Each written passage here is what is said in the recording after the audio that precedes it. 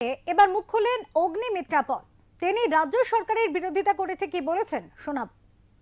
দেখুন, আজকে ED supreme কোর্টে গিয়েছিল এবং মমতা ব্যানার্জি যা যা অ্যালিগেশন লাগিয়েছিলেন ইডির ওপরে, সেগুলো সমস্ত খারিজ হয়ে গেছে।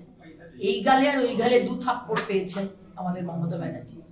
চারখানা কেস করেছিলেন ইডির এগেনস্টে, সেগুলো সব খারিজ হয়ে গেছে, কারণ তার সত্যতা নেই। আজকে যতগুলো সিসিটিভি ক্যামেরা কলকাতা পুলিশ খুলে নিয়ে গেছিলেন, সেগুলো ইডি বলে, সেগুলো আদালত বলেছে সেগুলো সংরক্ষিত রাখতে হবে। আজকে 2 সপ্তাহ টাইম দেওয়া হয়েছে আইপ্যাক এবং ইডি কে, পুরো ফলকনামা করে আপনাকে জমা দিতে হবে।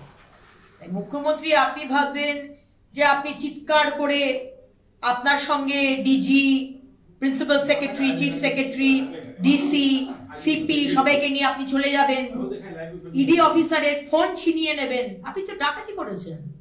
আমরা ডাকাত রানী বলতাম আপনাকে, কিন্তু আপনি এত তাড়াতাড়ি যে প্রমাণ করে দেবেন যে আপনি একজন ডাকাত, সেটা সত্যি আমরা বুঝতে পারি। আজকে রাজীব কুমার, আজকে মনোজ বার্মা, আজকে এই ডিসি প্রিয়ব্রত বাবু, আপনাদের আইন শৃঙ্খলা রক্ষা করার দায়িত্ব, আর আপনারা কি আইন শৃঙ্খলা ভাঙছেন? আপনারা সংবিধানকে ভাঙছেন।